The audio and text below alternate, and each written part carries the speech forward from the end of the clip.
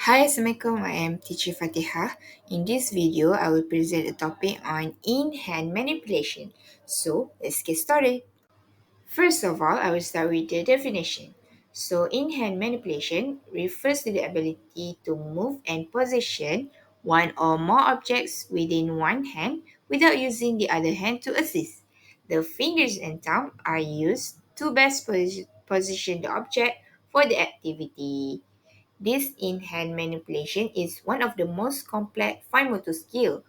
So children who have difficulty with in-hand manipulation may be slow or unable to complete some everyday activities.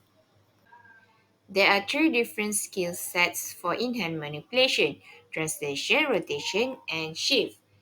Children typically learn these skills in four stages. Translation is the first skill learned, followed by rotation and then shifting. The fourth step is being able to manage all of these skills with multiple items in their hands. This typically does not happen until around 6 to 7 years old. So the first stage is translation. Translation is the ability to move an object from your palm to your fingertips. Children will start working on translation by picking up an object with their fingertips and then moving it into their palm. As they master this direction, they will then begin to move an item from their palm to their fingertips. One of the example is moving a coin from your palm to your fingertips to put into a coin slot. Here are some of the activities that can help to improve translation for in-hand manipulation skills. One of it is place the coin, pom-pom or small piece of food in your palm and use your fingers to move it between your thumb and pointy fingertips before dropping it in a slot. The second stage is rotation. Rotation is the ability to turn an object using the pads of your fingers. There are two types of rotation, simple and complex. Simple is when you twist open or close a lid on a container. Complex rotation is when you turn an object over to the other side. For example, flipping book pages.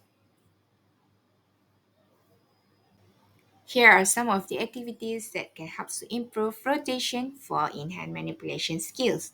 One of it is flip items laying on a table, for example, coins, cards, and popsicle sticks. The third stage is shift. So shifting is the ability to move an object using only your fingertips in a forward or backward motion. This is most commonly seen when children adjust their hand position on a pencil by moving their fingers up or down the shelf without using their other hands or the table to assist them. Another example can be buttoning a shirt while dressing up. Here are some of the activities that can help to improve shifting for in-hand manipulation skills. One of it is pull or push paper through a slot.